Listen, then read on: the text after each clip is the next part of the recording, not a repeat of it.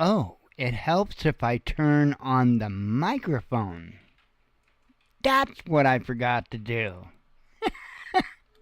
Anyway, I hope everyone is doing well. I am obviously not with it.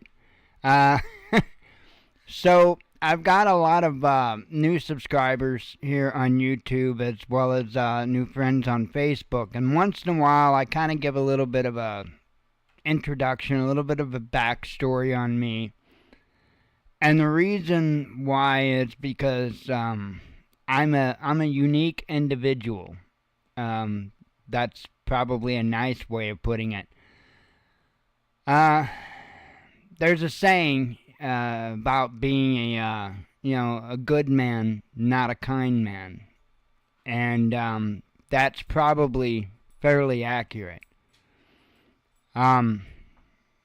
52 years old. I've had a hell of a life, and I've learned a lot of lessons the hard way, and still learning lessons the hard way. That'll never stop. Howdy, Leo. And I am a very direct person. And I am a very logic-based person. For instance, when I do news, I don't do it from any type of an angle of, I want this news to turn out this way. That makes me the news, and I am not the news, and I'm not going to be the news, and See, I remember there was a time when it came to news to where they just gave you the information and you took that and did with it what you would, right? And I'm thinking back when I was a kid. My dad used to watch the news religiously, and that's all I remember, in fact, the one time I can remember a news anchor even going off script, so to say, letting their own feelings take hold a little bit, was an incredible news anchor from St. Louis. His name was Julius Hunter. And there was a young lady that was abducted many years ago. And there was a, tragic ending to it. And I can't remember the young lady's name, but it was a big deal. We're talking the 80s sometime. And Julius lost it. And that was the only time I had ever seen a news person, a news anchor, show their thoughts, their feelings, or their emotions. It was always just the information. And I had been watching for a long time how our news media has slowly changed. And now it's all about money.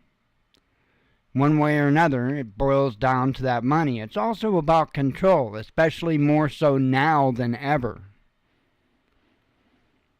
And I started the Watchman news in 2014. Very apprehensively, very begrudgingly, because this is not who I am.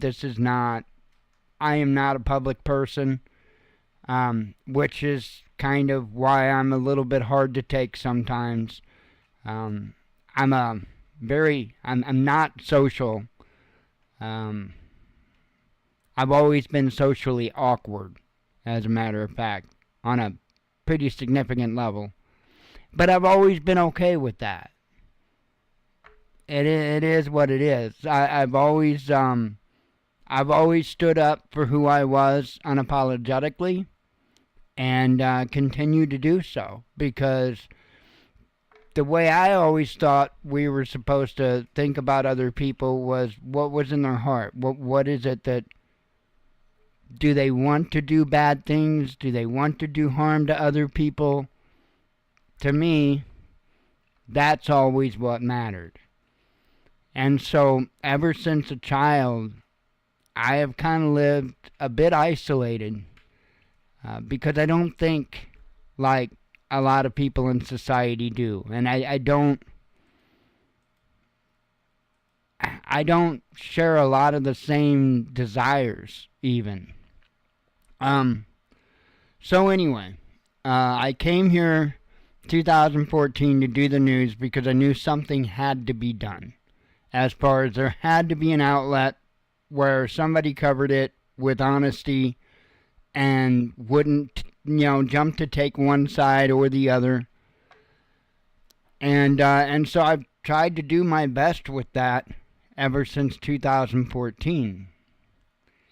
Around 2019 or so, the same time the cough cough hack hack came along. There was another genre, if you will, of media that started to navigate towards the news space. And first I should say, when I started the Watchman News, I wanted to provide news, but I wanted to go beyond that. I wanted to talk about preparedness because, to me, giving you the problems and not giving you any solutions is absolutely BS. So I wanted to both bring you the information, the news, and I wanted to bring you preparedness. Well, around 2019, the prepper genre decided that it wanted to kind of cross over into the news genre because it became very profitable. And that's when I think a lot of them realized the whole fear model and how much they could profit off of the fear model. Well, that, I'm going to just say it, pissed me off. And I've been pissed off about that for quite a while. The reason I'm telling you this is because there is one thing that you will see that I do, and I have no problem doing it. I will call out channels and their BS. Let me explain why. I said that when I started doing this news show that I did so begrudgingly because I didn't want to do it. But I was sent here to do it from the one and only entity that I will ever bow to. And I learned a lesson about going back on my word to him, and I'm talking about the Father. I'm Hebrew, if anybody wonders. I do not consider myself Christian. I am Hebrew. I do absolutely believe in the Father. I believe in the Messiah, absolutely 110%. But I feel there's an importance to make that distinction. And I'll just leave it at that for now. And so I was told to come here, do the news, and teach about two things. And I've been doing this ever since 2014. And I've gotten nowhere on teaching about those two things. So that's kind of part of the frustration. One of those two things is directly, well, they're both related to prepping, but wood gasification. It's a topic that I've talked about here since I've started. And it's, I'll be honest, I don't understand. I don't understand where the disconnect is. I'll explain it here. And I typically use a loaf of bread as a good way to explain this. So, I make bread all the time. Just made a loaf of cinnamon bread earlier today. And I use 2¼ cups of flour. It's just a 1 pound loaf, small loaf. 2¼ cups of flour in that 1 pound loaf. Now I remember my dad telling me, and I learned in school as well, I remember them talking about it too, how bread was a staple. Why? Because it was cheap and it was a good filler. It was an absolute staple. So I look at that, I think preparedness, and I think bread's probably an important thing to be able to make or have or what have you, right? But there's this problem. Even to make, for one person to make, we'll say a 1 pound loaf per day for an entire year. You realize how much flour that is? That's a lot of flour. And that's for one family. One family. For 1 pound loaf of bread. So, when you think about planting, harvesting, and processing all of that wheat so that you can have flour, so that you can have your 1 pound loaf of bread a day, things start to look a bit odd when it comes to the numbers there. How are you going to be able to plant, harvest, and produce that much by hand? Now, there's a lot of people that quickly jump in and say, well, look at the Amish, they do it. Correct. But what do the Amish have that you don't? They have knowledge. They have the animal-drawn implements. And they have the trained animals for those animal-drawn implements. Those are things that you don't just come up with overnight. It takes time. Like anything, it takes time. It's not something that you can just bounce into. I often ask people, where's the oxen? That's just bread. We're just talking about flour for bread. One little bitty thing. Do you know I've been here for 10 years trying to talk to prepper channels about this issue, and not one of them, not a single one of them, will honestly address it. Not once. Exactly. About how Joseph said about the Amish having the tools to grind wheat. Absolutely. Absolutely. And it goes far beyond that table grinder. Goes far beyond that table grinder. So, when I see a problem here, right? We've got a major production problem for food. If there's a big SHTF, I'm seeing a production problem. Well, the easiest solution to me is the combustion engine. To me, that solves a whole lot of problems real quick. If we can keep that technology, the combustion engine, we can have transportation, so we have logistics. We can actually have tractors that are planting and harvesting the fields. We can run equipment to process the wheat. As long as we have those combustion engines, it's doable. It's absolutely doable. But who's going to be running the refineries after the big old SHTF? We all know that fuel supply is going to be cut off. And it doesn't matter how many years of grain you have stored back. Each and every time you get into your supplies, you're knocking another day off. At some point, you have to start producing. And nobody wants to talk about that. And that's where wood gasification comes in. You know, there's not a lot of, I'm going to be honest, just straight up honest, not a lot of prepping channels that I can even watch.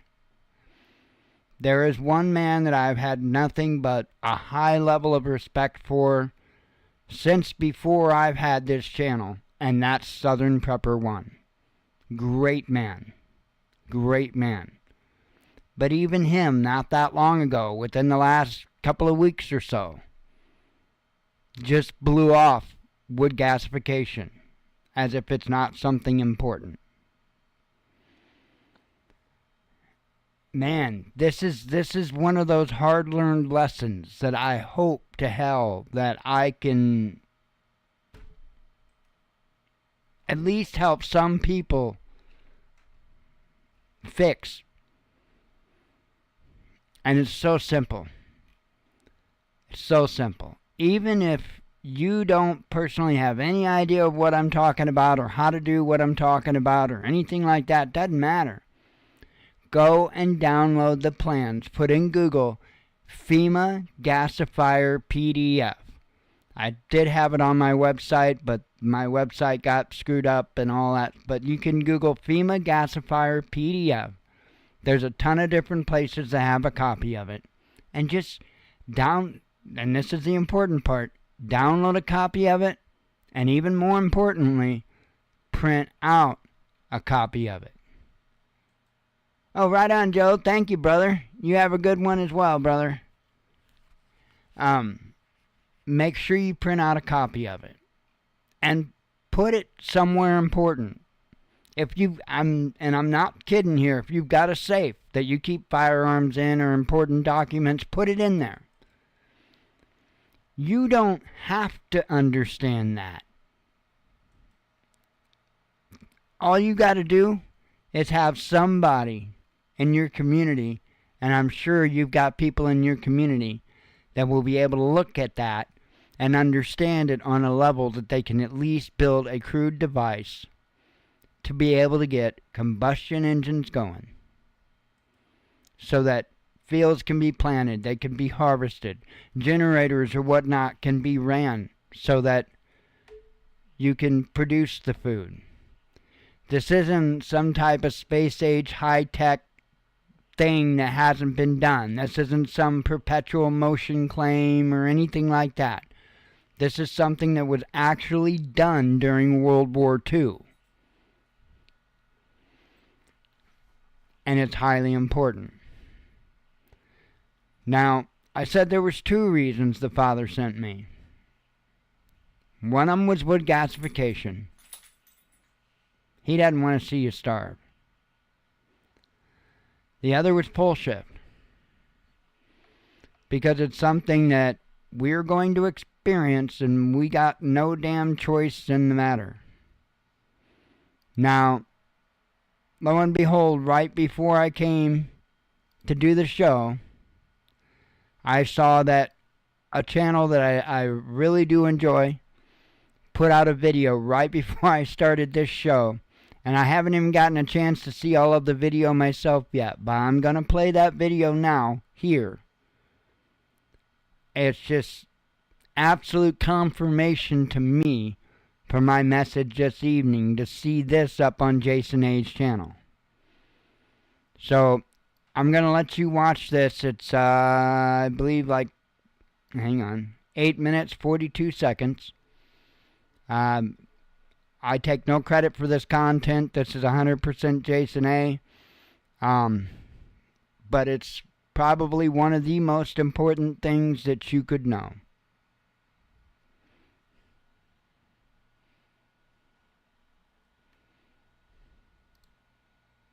Scientists have observed unexpected activity in the high Arctic as the magnetic North Pole moves towards Russia in an unprecedented manner. This shift has intrigued researchers worldwide. Jamie, if you want to Google there's a space.com article titled that in 2025, some scientists are suggesting that the Earth's ocean currents may stop. Have you heard this? No. Okay. And nowhere in the articles do they mention anything about pole excursions. So people need to understand that we're already in the middle of a pole excursion, which is a partial pole flip, which means that things are shifting inside the Earth. True north compass needles point to the magnetic North Pole, which shifts due to Earth's magnetic field changes. Unlike the stationary geographic North Pole, the magnetic pole's location is dynamic. Dr. William Brown from the British Geological Survey noted that the magnetic pole moved along Canada's northern shore for centuries. In the 1990s, it drifted into the Arctic Ocean, accelerating towards Siberia. The World Magnetic Model, developed by the British Geological Survey and the US National Oceanic and Atmospheric Administration, predicts the pole's location. It aids smartphone compasses, GPS systems, and military navigation. The pole's movement results from unpredictable fluctuations in Earth's molten iron core. This churning liquid metal, located 2,000 miles below, generates the magnetic field. While exact predictions are impossible, monitoring continues through ground stations. Because let me tell you something. Let me share something right now that you've never heard on this show before. You hear everyone talking about cosmic impact hypothesis. You hear people talking about sun cycles. Not a lot of people have been on here talking about pole shifts. And so when something is off in one part of the world, chances are something is also off somewhere else, and why it's so important to kind of keep this as a balance, when we talk about climate and weather phenomenons. All right, really interesting. Thanks very much. Let me give a quick shout out to Ben Davidson of Suspicious Observers. I recommend maybe you link up with him. Nobody has researched the topic of pole shifts and sun cycles as much as him, and he brought something to my attention I had never heard before. Jamie, the very first slide that you showed was of the Gothenburg excursion. So there was a partial pole flip right in the middle. See how it dates between 13,007 and 12,003? So the Younger Dryas started 12,800 years ago, and it's right in the middle of that ballpark range. We already know, it is established science that when geomagnetic pole excursions happen, it changes weather patterns on Earth as well as the ocean current. But Valerie, first of all, this certainly sounds unusual. Tell us why this is happening. Well, it is a very rare weather phenomenon. The Sahara receives little to no rainfall at all every single year. And when it does rain, it's an average of 3 inches per year. And so when some parts of the region are expected to see 5 times that average, I mean, if you add that up, it sounds like it's not a lot. But in some parts, it could be years worth of rain in just a couple of days. We're changing the currents of the ocean. I don't believe that. But yeah, hit don't allow. Don't let them take your data. Look at this. Nowhere in this article to explain why. But here's the thing. People need to understand that the number one thing that affects weather on Earth is, of course, the sun.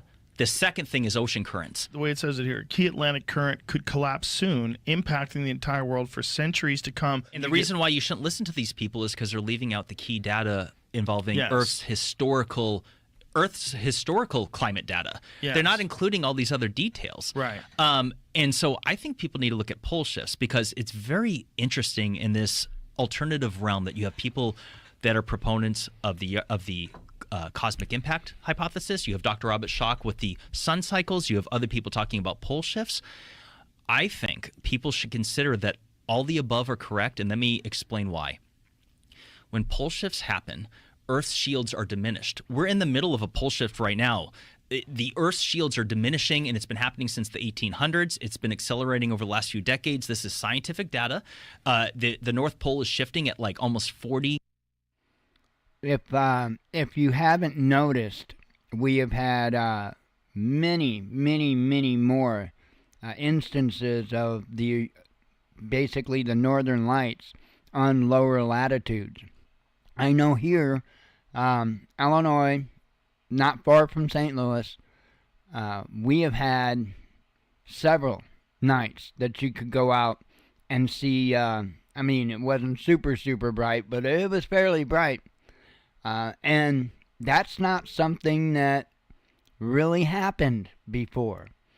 So it is clear to me, it is obvious that our magnetosphere is a lot weaker than what it had been.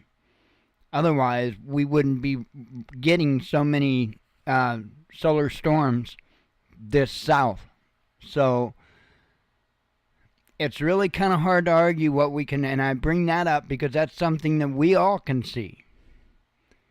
But if you look at the weather systems, and again, I'm from the United States, so I can't speak to other places, but our entire weather system has shifted south. Where Tornado Alley used to be, don't get me wrong, you still get tornadoes through there. But the bulk of Tornado Alley has shifted south. And now your lower states, Louisiana, they're the ones getting super, super hit. Mississippi, Louisiana, all the states down there, they're getting hit a lot worse than what they used to. And here in where the top of where Tornado Alley used to be, we just get odd storms. I mean, we don't live far from the Amazon warehouse that was wiped out by the tornado a few years back. We live literally like 20 minutes away from that. That happened in, I believe it was December. I can't remember what day it was. It was right near the holiday, I believe.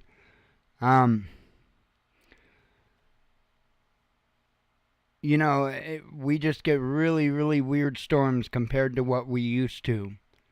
And the storms themselves are much different. It used to be, you could, if you were into storm chasing, which I was at one time, you could easily go storm chasing and be able to see. If there was a funnel that dropped out, you'd be able to see it. Now it's not so possible because a lot of the storms, a lot of the tornadoes are rain wrapped. And all you see is just a rain shaft. The tornado is inside of that. That is absolutely much different from what it used to be. The hail has become bigger and more violent in a lot of cases. Just a number of things about storms and the aspects of them. Of course, I could talk about Hurricane Helene and what happened in the Appalachian Mountains.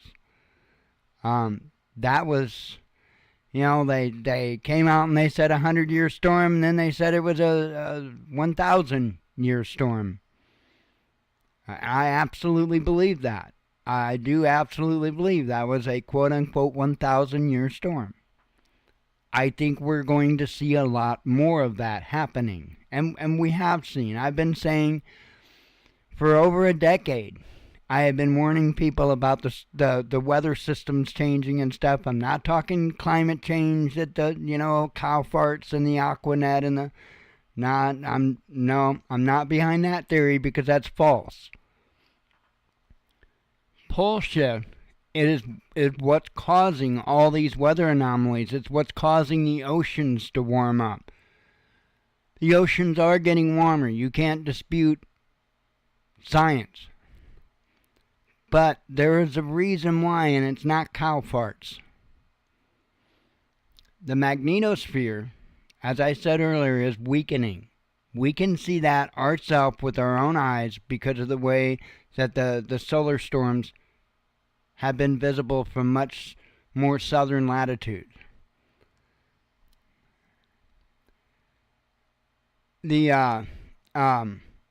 I lost track of where I was going. Sorry, I do that from time to time. Something had distracted me. I was talking about the northern lights and the southern latitudes. Crap. I hate when I do that. It happens to me once in a while. That's another thing.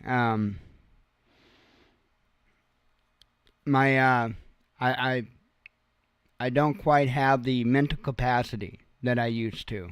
It's very frustrating. So, anywho, as I was saying, this is something we certainly need to watch out for. You're going to see it continue to get worse. I was saying I've been talking about it for over a decade, and I've been pointing it out. I've been pointing the differences of the storms and where they're at. It's going to get worse.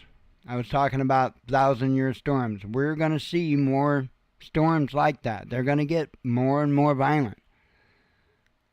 A lot of people talk about weather modification. I've got my own theory on weather modification. I don't think that they're trying to do us in with the weather. I think it's kind of the opposite. I think they've been trying to keep the weather at bay because, number one, it would be really destructive if they didn't. And number two, they don't want people asking questions because they've got a line, they've got a bridge to nowhere to sell you, and that's the whole carbon scheme.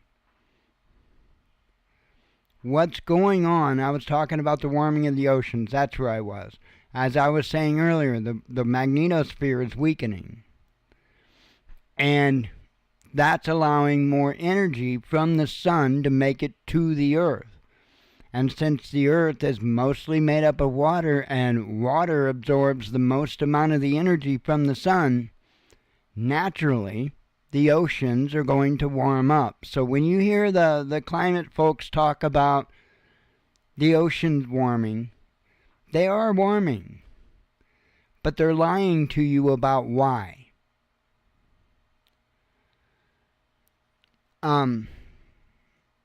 It's important to know. I'll say one more thing and I'll let this video finish. Pole shift is actually in the Bible 3 times. And a lot of people gloss over it just because they haven't been shown. But the first time you hear of a pole shift in the Bible was Noah's Ark. The second time you hear about pole shift in the Bible was right after the crucifixion. Remember what happened to the earth after Jesus was crucified? That was a pole shift. The third time a pole shift is mentioned in the Bible is in Revelation. I'll let this finish. Miles a year when it was half that just a decade ago. And when the Earth shields diminish, we are more susceptible to cosmic impacts because less 40 miles a year? Google it. This is real. Wow. It's I happening. had no idea. I thought it was feet a year. Now, the mainstream will say, don't worry, it's still another 1,000 years away. And I'm like, they actually can't prove that because we haven't been alive to document a pole shift. But what I'm trying to say is that we should consider the pole shift thing. Brother, ask Elon Musk his thoughts on this sometime. Well, he actually just tweeted something about it recently. What did he say? He tweeted something about the magnetic poles. He tweeted something about I think he actually retweeted the core of the Earth. What's his face? I forget his name, but you were just shouting Ben Davidson? Ben Davidson. I'm pretty sure he retweeted Ben Davidson. Oh, we need to find that out if that's the case. Because here's the thing. He tweets so much, though. It takes so long to I go know. through his tweets. I don't know. how He has does the it too time. much. It's less effective because I'm like, I miss stuff. And I follow him closely, actually. Jamie can find You know, it. There you go. Yep. Look at this. Oh, We live in a it's Brian thin crust Ramon. of solid It's rock Brian, beneath sorry. which a vast ball of molten rock, Earth's core, which generates most of our magnetic field, is 85% iron and moves independently from the surface plates, which is why the magnetic pole changes position. I love Brian Romelli. If I'm saying his name right, we follow each other. He's a great guy. I think Elon Musk is giving a hint here because you remember how the northern lights were visible as far south as Mexico in the last few months? That was from solar activity, right? Right. But the reason why it's more visible now is because the Earth shields are diminishing. This isn't like from Bob's website. This is mainstream science. Again, Ben Davidson has taught me a lot on this. The educators want to be the only ones that distribute the information, and they don't want to look at the full picture. They only want to look at this one thing for the greater good of all of us. It's better if you just get people to only focus on getting an electric car. Yep. So the issue is that it's not like there's one explanation that could conceivably have caused this massive cataclysm. There's probably a lot of variables. just like there's always been. I mean, we always like to conveniently ignore supervolcanoes. You should consider the possibility that that's related to pole shifts as well. And so I have this map here of the Sahara Desert is what you see in yellow. And so it is normally an area of permanent high pressure. And what that means is that it prevents clouds from forming and so moisture building up. And that is what keeps the desert dry. And it sits right above this red line that you can see there. It's called the Intertropical Convergence Zone. And this area is actually very humid across this red line. Very prone to heavy rain. And so usually areas characterized by very lush vegetation. And so what's happening now with this unusual weather pattern is that zone, that red line, is actually moving north. And as that moves north, it's actually bringing rain to areas where usually you don't see rain at all. So we know that convergence zone is actually moving 152 miles further north into the Sahara, and air over North Africa is now holding 3 to 4 times more moisture than usual, causing rainfall. And might this cause problems, Valerie, far beyond the Sahara itself? Well, I mean, if you think rain over parched land, that doesn't have to be a bad thing. Well, actually, it could bring pockets of flooding to places like Chad, Libya, Niger, and Algeria. And that is because sand dunes are not able to hold excess runoff. When the ground is really dry, it's almost like a hard surface, and so it can't absorb water, and that can lead to flash floods, and that's what you were seeing now. So she had mentioned something there at the end, which I think is another interesting point to put on all of this. I don't know what to make of it. I don't know why, but I was telling you that our weather systems have been moving south, southerly. Now, obviously, we're in the northern hemisphere. The weather in the southern hemisphere, like she was talking about, is, as she was saying, is moving north. So the southern hemisphere's weather systems are moving north, and the northern hemisphere's weather systems are moving south while all of this is going on. I find that very interesting. I've got no explanation. I really don't. That's one I can't figure out. I mean, I thought I had it figured out why ours was going south, but then that doesn't really explain why theirs is going north. So, I don't know. Unless the North Pole is what controls the latitude of ours, and the South Pole is what controls the latitude of theirs, which that's, I guess, possible. As the North Pole is migrating south, the South Pole is migrating north.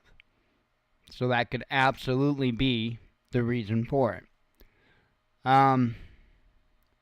So I wanted to go over, those are the two big reasons why I'm here doing what I do.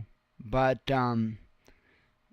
what I typically do, because I don't talk about pole shift and wood gasification often, I normally just go over what's going on in the world, and I try to bring it in as sobering of a view as possible.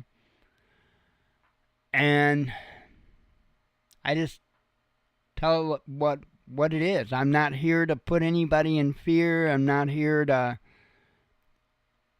make you go buy a bunch of stuff. I'm not. You do you.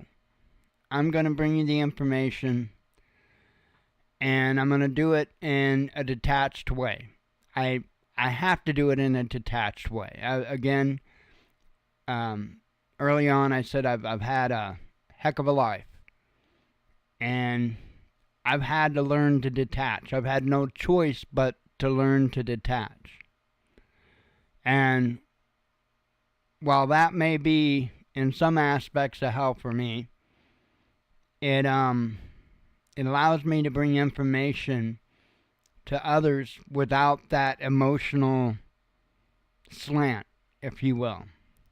Because you don't need that. You don't need that. You don't need the constant barrage of somebody that's trying to put you in fear, trying to motivate you to do something that they want you to do, like by using their links or subscribe to their paywall website or Patreon. Or I even had a Patreon for a while, and it bothered me the entire time. Now, we've tried to be monetized. YouTube took our monetization away because we tell the truth. Probably no chance of us getting that monetization back. But, so, we make nothing. We do have a donate link. You see it come up on the screen. We don't often get donations, but when we do, they are much, much, much appreciated. I don't have any motivation other than to bring the information to you as clearly and accurately as possible. I'm not here to wow anybody. I'm not here to impress anybody. Like much of my life, when I'd go in to do a job at work, my expectation was that I showed up on time a little early. I clock in, I do my work, I clock out, and I go home. I didn't want involved in any kind of work politics. None of that. If I could make friends at work, that's great, but I didn't need to. I could work perfectly by myself. I could work perfectly with a team. However, I wouldn't partake in any of the, gossip, any of the stuff like that. I despise that stuff. So I'm just here to bring you news. With that, I don't have a whole lot to bring you. Not tonight. It's been eerily quiet, very eerily quiet. I don't like it when it's quite this quiet. Hang on, I need to make sure that our group is okay.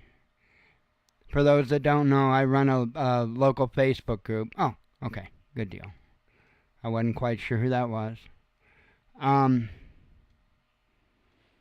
run a local Facebook group for the town because we needed one where people could speak and people wouldn't be punished because they didn't think one way or another way or whatever.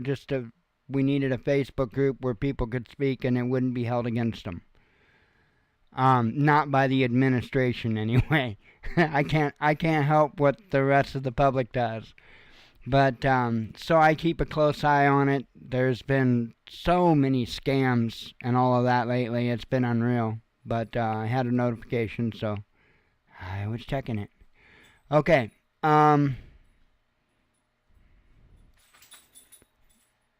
Let's see here. I did bring up a couple of pages. Come on, go back up. I brought up stupid ads. I hate ads. And there are some websites that absolutely will not let you run an ad blocker for anything.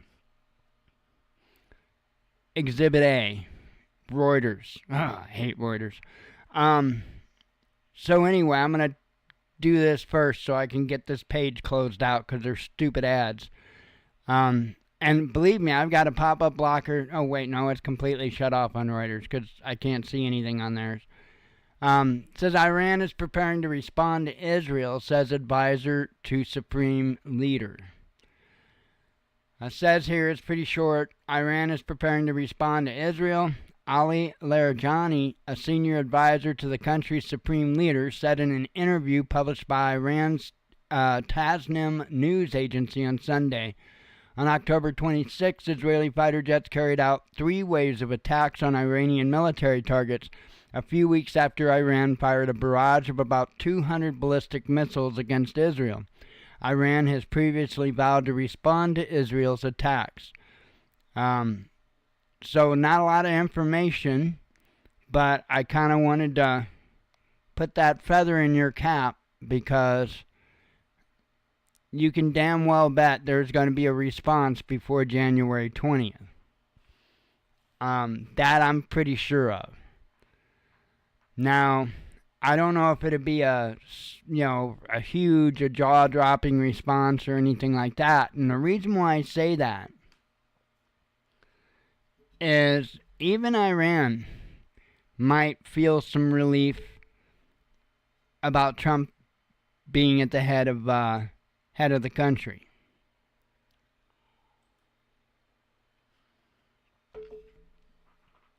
I think Iran's view is, while they may not get what they want,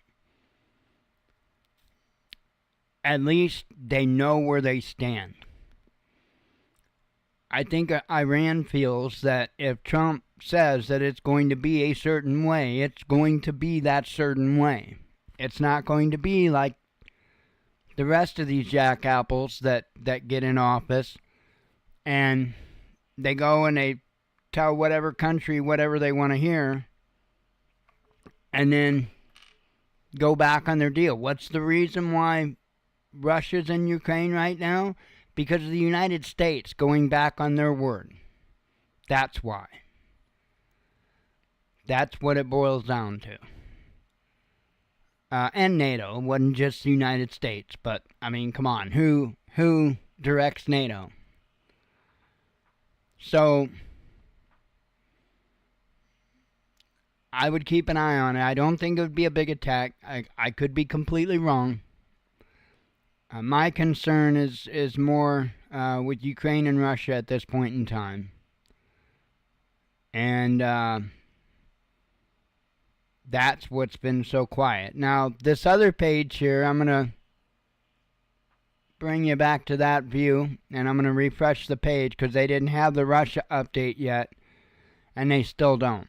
They still don't have the Russian update for... Oh, wait. Actually, they do. They do. So let's see what they're... Now, let me tell you about this. This website is the Institute for the Study of War. It's understandingwar.org is their website. Understandingwar.org. Now, I want to emphasize that they are not, absolutely not, impartial. I just wanted to make that clear. I wish they were. There was a website that I was getting information from, War News 24/7, but they disappeared. I don't know what's up with that. That was like the absolute best source for news that I could find. And they just up and quit.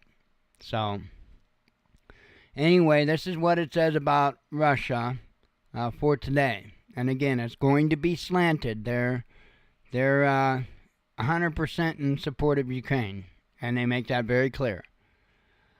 It says Russian forces recent confirmed battlefield gains near Vuhledar and Velka Novoselka. Yeah, I can't speak Russian. Demonstrate that the war in Ukraine is not stalemated. The front line in Donetsk Oblast is becoming increasingly fluid as Russian forces recently have been advancing at a significantly quicker rate than they did in the entirety of 2023. Russian forces' advances in the southeastern Ukraine are largely the result of discovery and tactical exploitation of vulnerabilities in Ukraine's lines. Russian forces have been making gradual tactical advances in southeastern Ukraine since fall of 2024. Russian forces notably have not been able to restore operational maneuver seen during the initial months of the Russia full-scale invasion. And that's, I've got to say this. It drives me nuts when they're calling it a full-scale invasion. Because that was not even remotely a full-scale invasion. If Russia would have wanted to, they could have walked in and flattened Ukraine. That would have been a full-scale invasion. It says, and the current Russian tactical advances, although quicker now than in the months of positional warfare that characterized most of 2023 and early 2024, is still far below the Russian rate of advance in March 2022. Russian forces have succeeded in taking advantage of the seizure of Volodar for further offensive operations in western Donetsk Oblast, contrary to an incorrect previous ISW assessment that forecasted otherwise. ISW presents the following courses of action that the Russian command may be considering given Russian forces' recent advances. So that's what they're saying this evening, hot off the press, as they say. And this is kind of where I think it goes. So clearly, Russia is back advancing. And they're doing so at a pretty fast rate. As you know, the current administration, for whatever reason, has a lot of interest in this conflict. And if they want to continue the conflict, they've got to do something now before Trump takes the helm in order to ensure that the war will keep going. Well, howdy, what's it to ya? You're welcome, bro. So I think what we're looking at, and I hope I'm wrong, I think Ukraine is setting up a fairly large-scale launch into Russia. They don't have a lot of long-range weapons. To my knowledge, they don't have an absolute ton of them. They already know that Russian air defenses is very capable of taking the majority of them down. I don't even think Russia's turned on the big guys yet, and I'm talking about the S-550s. That's an interesting defense system. I don't know about the F-22, but I know that they can see the F-35.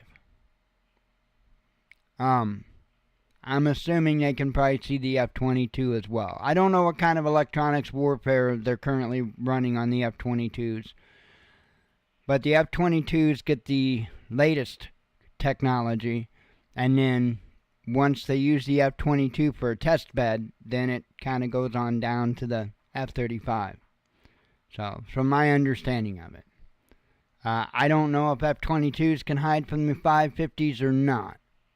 Last I knew, they couldn't. I just wanted to make a point of that. I have a feeling that Ukraine's going to try to conduct a large launch into Russia. And all I can say is I hope Russia can use as much restraint as possible in their reply. We'll see. There's a lot of rumors going around with Ukraine, like that they're trying to work on some type of a radiological device to put atop of a missile. And that might be very well what they're doing. They may have had something for a while and just haven't deployed it. So we'll see.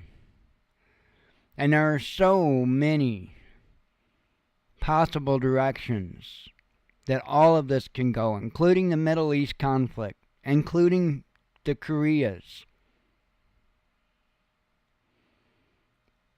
That was an impressive weapon that Putin deployed. Very impressive. It would be insane, absolutely insane, to think that somebody like Iran would get their hands on some. I don't believe for a moment that Russia couldn't be pushed into doing that very thing. So we need to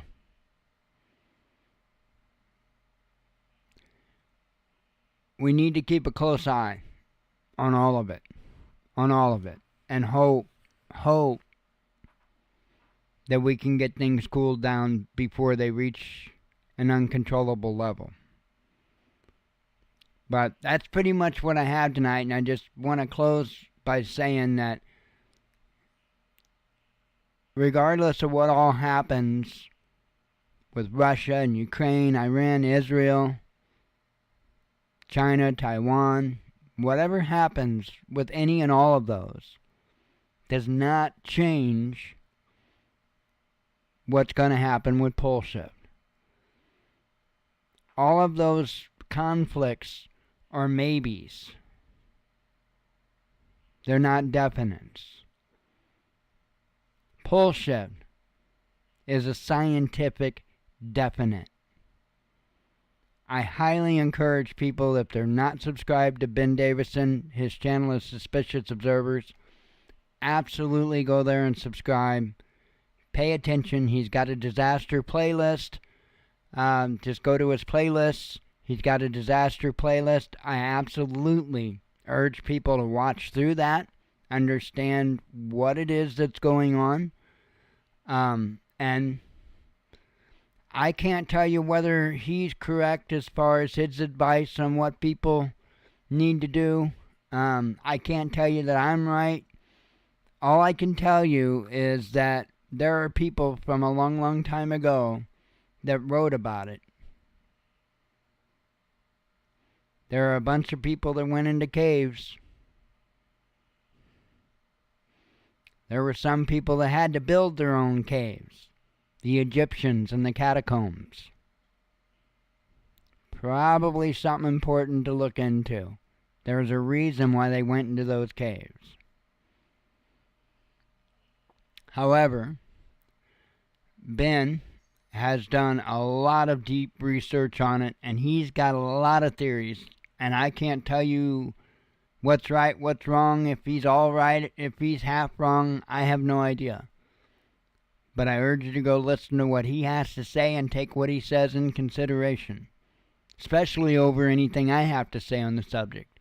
He's the man that's done the walking. I just got a word from the Father.